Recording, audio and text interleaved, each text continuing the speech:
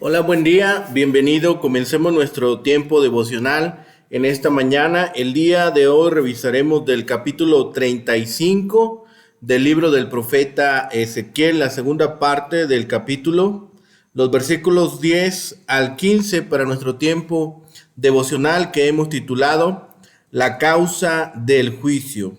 La causa del juicio. Recuerden que para el tiempo devocional estamos leyendo dos versiones, Nueva Traducción Viviente y Reina Valera 60. Leamos primero Nueva Traducción Viviente. Dice la palabra de Dios: Pues dijiste, los territorios de Israel y Judá serán míos. Me apoderaré de ellos. ¿Qué me importa que el Señor esté allí?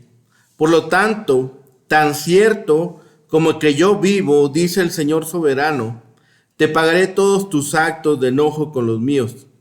Te castigaré por todos tus actos de enojo, envidia y odio, y me daré a conocer a Israel por medio de lo que te haga a ti. Entonces sabrás que yo, el Señor, he oído cada palabra de desprecio que pronunciaste contra los montes de Israel, pues dijiste, están desolados, nos fueron entregados para que los comamos. Al decir esto, se jactaron con arrogancia contra mí y lo oí todo.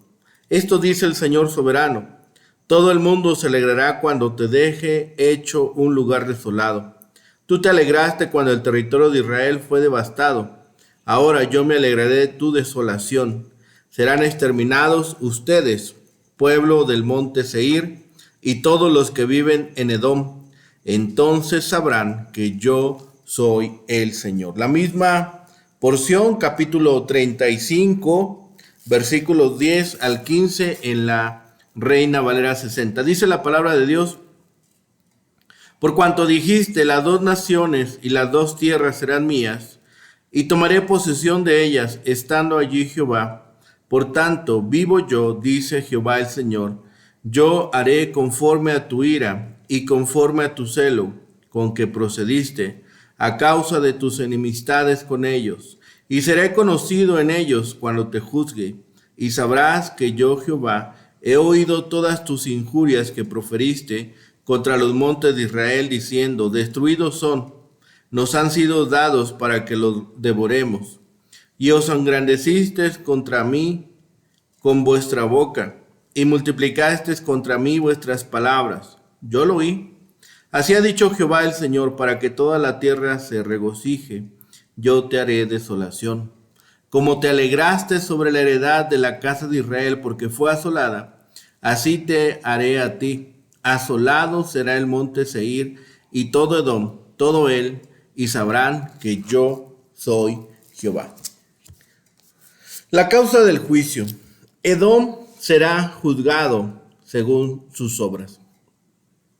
El profeta anuncia de Edom que ha de ser tratado de acuerdo con su actitud hacia Israel.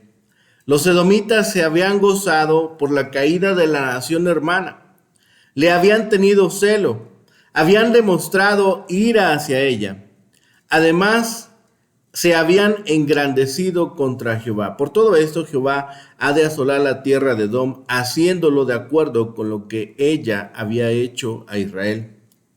Las acusaciones incluyen la manifestación de una continua enemistad contra su hermano y la alianza con otros pueblos para destruir a Israel.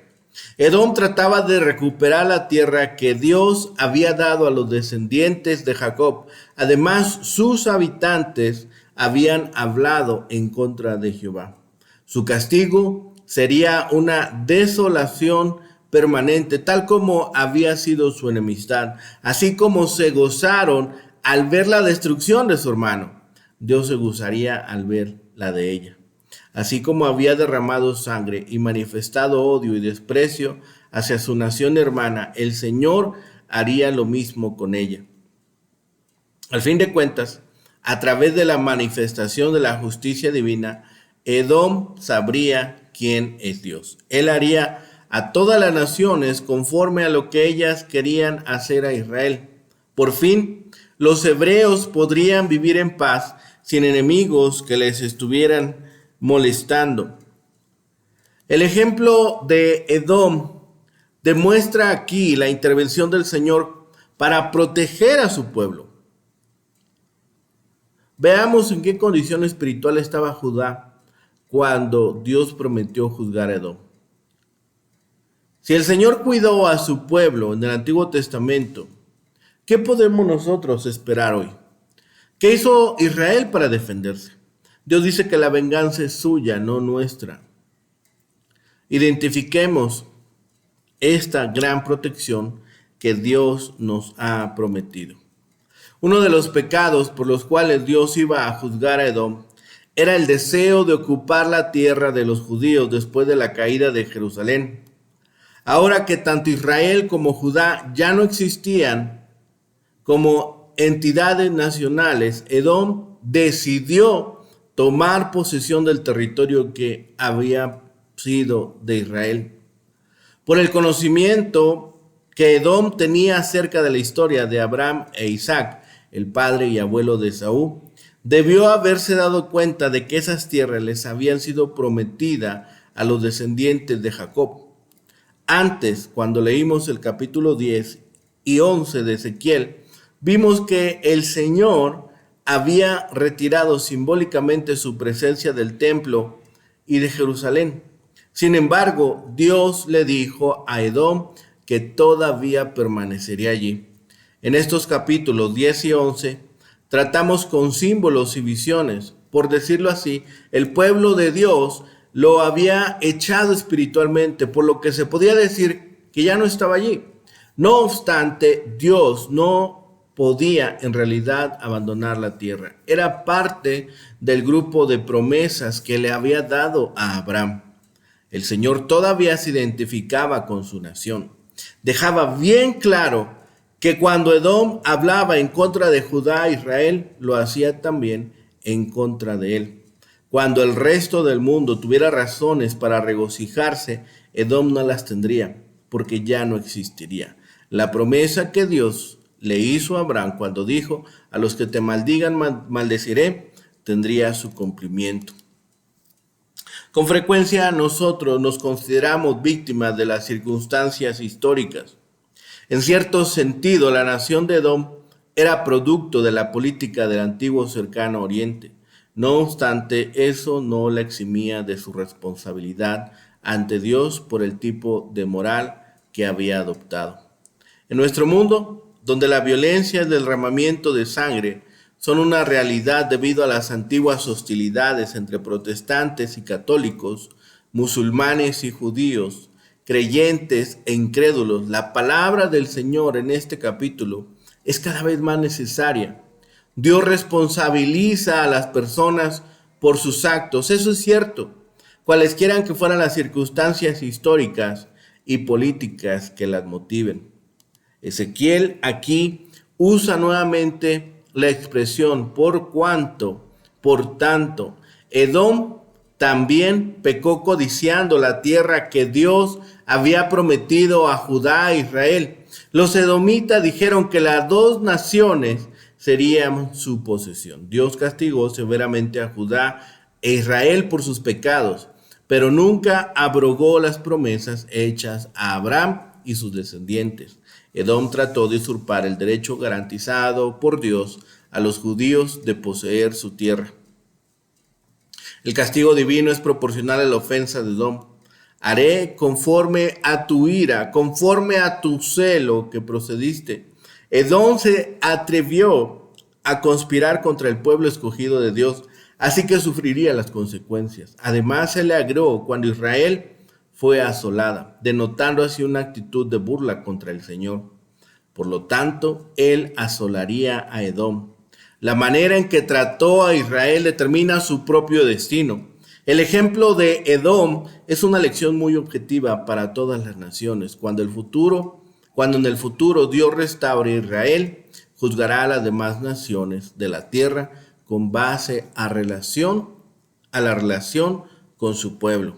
Serán medidas por su trato hacia los judíos. Edom había blasfemado a los judíos y les trató como enemigos. Pero el Señor aún se identifica con su pueblo. Ellos estaban bajo su disciplina, pero Él no los había rechazado. Edom falló en ver la diferencia. Como Edom se alegró de la desolación de Israel, así toda la tierra se regocijaría sobre la destrucción de Edom. A Dios le desagrada cuando los creyentes se alegran secretamente por la caída de los enemigos de la fe. El amor verdadero no siente ni una ligera satisfacción cuando otros son dañados, ya sean amigos o enemigos.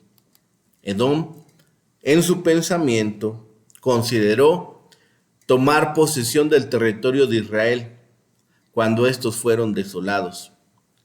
También se portó insolente contra Dios. Se gozó cuando Israel se convirtió en un desierto. Así Edom se convertiría ahora en un desierto.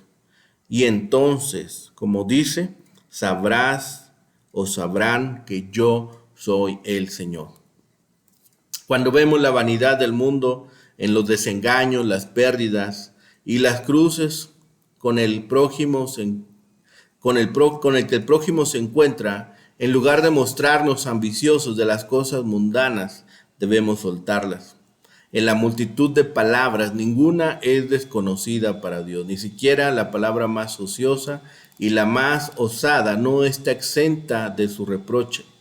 En la destrucción de los enemigos de la iglesia, Dios busca su gloria y podemos estar seguros que Él no dejará de cumplir su propósito. Y cuando llegue la plenitud de los judíos y de los gentiles a la iglesia, serán destruidos todos los oponentes del evangelio.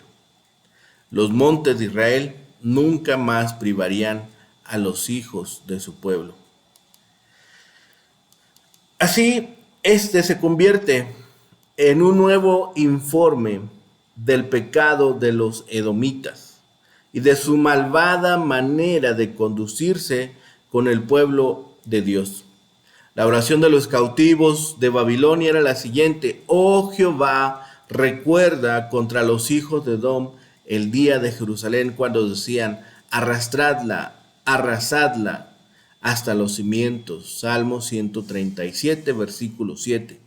Estaban inflamando una rabia que no necesitaba de este estímulo.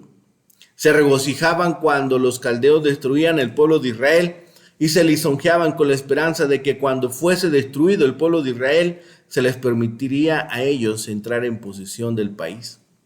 Quienes desean la muerte ajena tienen un espíritu de edomitas, ya que actúan de ese modo porque piensan conseguir algo con eso. En este caso, había algo más grave, ya que al codiciar el país de Israel, al precio de la destrucción de los israelitas, hacían una tremenda afrenta al Dios mismo que les había entregado esa posesión. Esperaban ellos tomar posesión de esta vacante al haber sido expulsado Israel, mientras Jehová estaba aún allí. Esa era la tierra de Manuel, esa era la tierra en la cual había de nacer, pero había de nacer de Israel, no de Edom. Dios advirtió esta bárbara insolencia de los edomitas y pronunció sentencia contra ellos. Y sabrás que yo, Jehová, he oído todas tus injurias. Y de nuevo en el versículo 13 dice, y multiplicaste contra mí vuestras palabras. Yo lo oí. Dios ha escuchado los insultos y las blasfemias de los edomitas. Que escuchen ahora ellos su sentencia. Era un pecado nacional. Y por eso la desolación iba a ser nacional también, para que el castigo corresponda de algún modo al pecado. En este cuadro, Ezequiel muestra dos secciones con distintas características. La primera sección fue del versículo 5 al 9. Y ahora vemos la segunda sección. En la primera sección, el énfasis se encuentra en el castigo. hay dos acusaciones en 4 expresiones de castigo. Al mismo tiempo, en las dos acusaciones se hace referencia a una actitud que lleva a la acción. En esta segunda sección, del versículo 10 al 15, el equilibrio entre acusación y castigo es más evidente. Por otro lado, las acusaciones muestran intenciones y palabras, infamia e insolencia, y el castigo es siempre puesto en relación con la denuncia.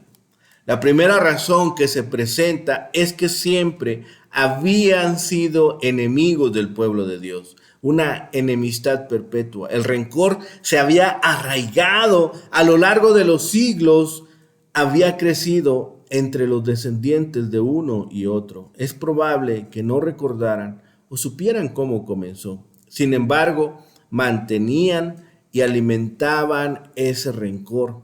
La segunda razón porque habían entregado a los hijos de Israel. No habían perdido la oportunidad. A la primera referencia al tiempo de su aflicción le sigue una segunda, el tiempo del castigo final.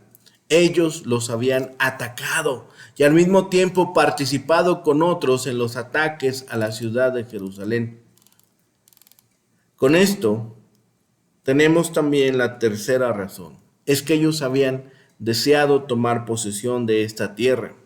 Es posible que ellos pensaran que tenían cierto derecho, dado que Jacob había obtenido la bendición por medio de un engaño. Sin embargo, no tenían en cuenta que Dios había dado la tierra a Israel. La cuarta razón es que dijeron infamias contra los montes de Israel, es decir, contra el pueblo de Dios. Es cierto que Dios mismo había juzgado y castigado a su pueblo, pero eso no les daba derecho a sus enemigos a decir infamias sobre ellos. En quinto lugar se menciona el hecho de que habían llegado a blasfemar, versículo 13, siendo insolentes contra el Señor mismo. Dios escucha cuando los hombres dicen blasfemias e insolencias sobre Dios. Escucha y castigará a cada uno de ellos. Y por último, en el versículo 15 menciona que ellos se alegraron porque fue desolada la heredad de la casa de Israel. Al margen de que se alegraron del sufrimiento del pueblo de Dios, ellos se gozaban con la aflicción del otro.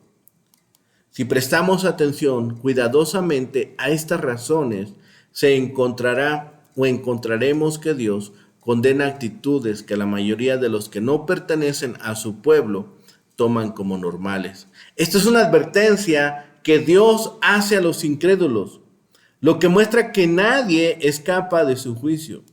Además de presentar las razones del juicio, el profeta anuncia las características del castigo. En primer lugar, debían enfrentar el hecho de ser perseguidos por no respetar los lazos de sangre, es decir, la relación familiar. El versículo 6 se puede interpretar de dos maneras. Por un lado, siguiendo la traducción de la Reina Valera actualizada, ya que no aborreciste la sangre, esta te perseguirá. Lo que implicaría que dado que ellos tuvieron la tendencia a la sangre, es decir, al asesinato, justamente esto es lo que les esperaba. La segunda manera es siguiendo una traducción diferente, ya que aborreciste la sangre, esta te perseguirá. Dado que ellos habían rechazado los lazos de sangre, deberían también pagar por su actitud. En segundo lugar, ellos serían destruidos de manera permanente. Te convertiré en desolación perpetua, dice el versículo 9. Debemos tener presente que se habían burlado de la desolación de Israel. Sin embargo, esta sería solamente temporal, mientras que el castigo que ellos recibirían sería perpetuo. Esto se cumplió literalmente dado que los edomitas desaparecieron de la historia. Finalmente, el Señor da estas 3 razones para el juicio sobre Edom: apoderarse de las tierras de Judá, llevar a apoderarse de la tierra de Israel, tratando de desacreditar a Jehová y no reconociéndole como el único Dios verdadero.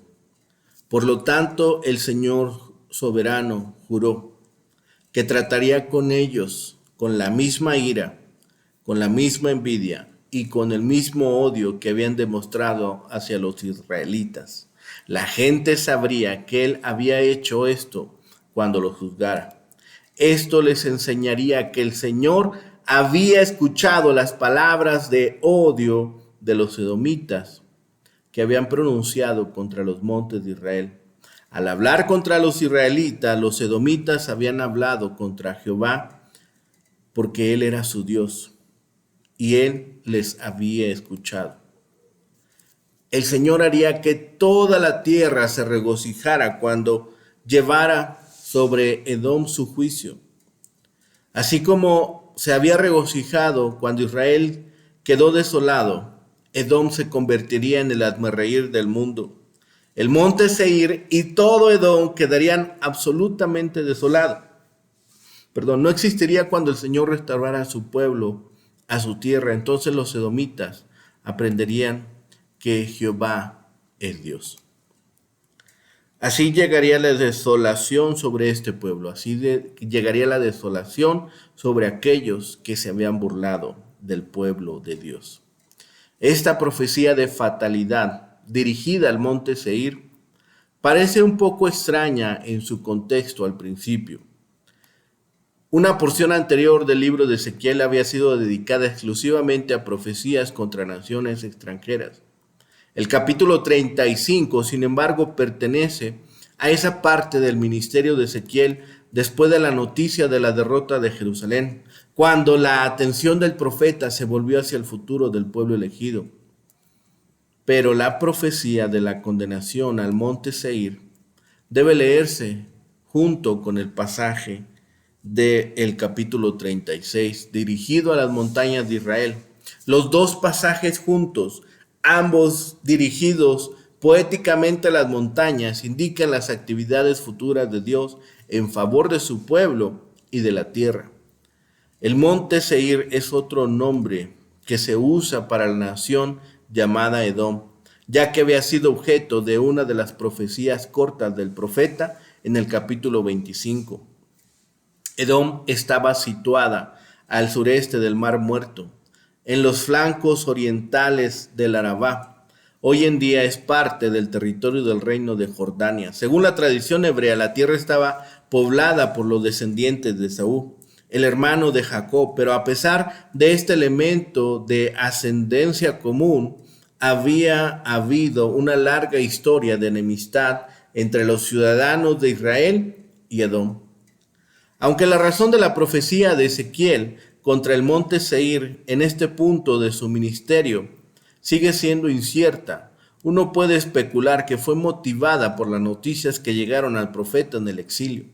De hecho, la noticia puede haber sido traída por el mismo refugiado que habló de la derrota de Jerusalén. La sustancia de esa noticia habría tenido que ver con la complicidad de Edom con el colapso de Judá.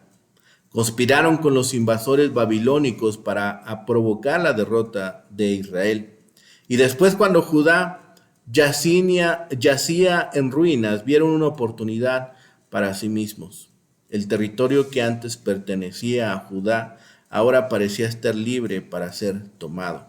Los edomitas pensaron en apoderarse de la tierra para sí mismos. La sustancia de la profecía contra el monte Seir se divide en estas tres partes que hemos hablado. Comienza con esta declaración de enemistad de Dios contra Edom y el juicio venidero de la nación. Los primeros 4 versículos. Las ciudades de la tierra aparentemente seguras en el territorio montañoso de Seir, de todo ataque externo, quedarían desoladas. Un páramo en la frontera del gran desierto que se extendía hacia el este. Después nos muestra Ezequiel la primera razón para el juicio venidero de Edom. Ellos habían acariciado esta enemistad perpetua contra el pueblo escogido, incluso en el momento de su mayor calamidad. Durante generaciones, los dos estados vecinos habían estado peleando por asuntos insignificantes, pero ahora en la crisis de Judá, Edom había aprovechado la oportunidad para deshacerse de su vecino de una vez por todas, y al hacerlo fueron culpables de asesinato. Como Edom había sido responsable en parte de la matanza de tanta gente, experimentaría el juicio divino en la matanza de sus propios ciudadanos. Se expone la segunda razón después sobre el juicio de Edom. Querían el colapso de Judá para poder tomar posesión de una tierra vacante y hacerla suya. Su odio estaba mezclado con envidia y vieron en la muerte de Judá una oportunidad para agregar las ricas tierras de Israel y Judá a su propio inventario de tierras bastante estériles al este del Arabá. Como suele ser el caso en el Antiguo Testamento, la descripción del mal en el mundo antiguo parece reflejar con precisión el mundo moderno. El monte Seir era una tierra que había cultivado el odio de una generación a otra. Sin duda, estaba en parte justificado, basado en los recuerdos de los actos de injusticia cometidos contra él en siglos anteriores por su vecino Judá. Pero cualquiera que fueran esas razones, una nación que almacena odio por otra, cultivándolo de una generación a otra, está albergando una podredumbre dentro de su alma. Y Edom tiene sus contrapartes modernas. Todavía hay naciones cuya historia es de odio hacia un vecino. Siempre hay razones para el odio, bien fundamentadas en las injusticias pasadas cometidas por su vecino.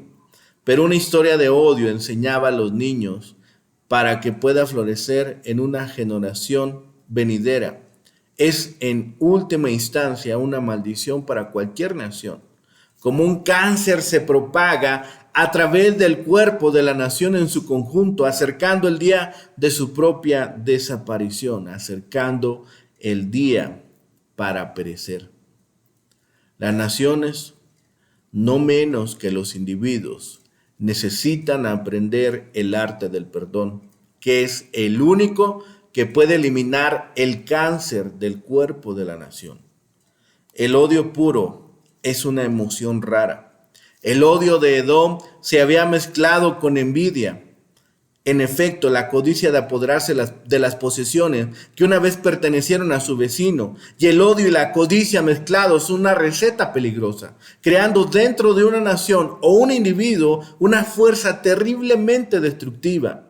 No puede haber vida humana plena cuando estas fuerzas del mal permanecen desenfrenadas. En el corazón de la vida humana debe estar el reconocimiento de que somos amados por Dios y estamos obligados a amar. No podemos amar si abunda el odio. No podemos amar si nuestro corazón está lleno de odio. Y a medida que aprendemos del amor de Dios, descubrimos sobre todo que es un amor que se entrega a sí mismo. El amor y la codicia no pueden florecer juntos. Por lo tanto, ya sea como individuos o como miembros de una nación, debemos aprender que el odio y la codicia solo pueden ser destruidos de entre nosotros si abunda el amor. Si no son destruidos, entonces, como el monte Seir, escucharemos las terribles palabras divinas: yo estoy en contra de ti. Cuidemos de no estar en contra de Dios. La fidelidad y el amor de Dios, a pesar de nuestra infidelidad y la rebelión, son evidentes. La gracia abunda. El plan del Señor para su iglesia no es igual que la que tiene para Israel. Sin embargo, Dios sigue siendo fiel y ama a su pueblo. Como creyentes, nuestra experiencia muchas veces será semejante a la de los hebreos. Pero recordemos que a Israel le otorgó sus especiales promesas. Estemos contentos con lo que Dios nos ha dado. Estemos contentos con lo que Dios nos ha prometido. Y que no seamos nosotros arrastrados a un juicio de un Dios enojado. Que estemos nosotros en condiciones de ser recibidos por los amorosos brazos de un Señor amante, de un Padre que nos ama, nos anhela y nos espera. Oremos. Bendito Padre Celestial, gracias te damos, Señor, por este día. Gracias te damos por tu bendición de tu palabra. de tu amor y de tu gracia, Señor. Gracias porque eres excelente en todas las cosas, Señor. Eres supremamente bueno, Señor. Te pedimos ahora en este día, Señor, que nos permitas reconocer nuestras faltas, que nos permitas reconocer nuestros errores, llevarlos delante de ti y ser purificados, ser blanqueados, Señor, por medio de la sangre del Cordero, por medio de la sangre de Jesucristo. Gracias te damos, Señor, por todo lo que has hecho, por todo lo que haces y por todo lo que harás. De todo y todas las cosas ponemos delante de ti nuestra gratitud y nuestra alabanza. Gracias te damos en el bendito nombre de Cristo Jesús, Señor y Salvador nuestro. Amén. Que tengan un excelente día, que el Señor les bendiga.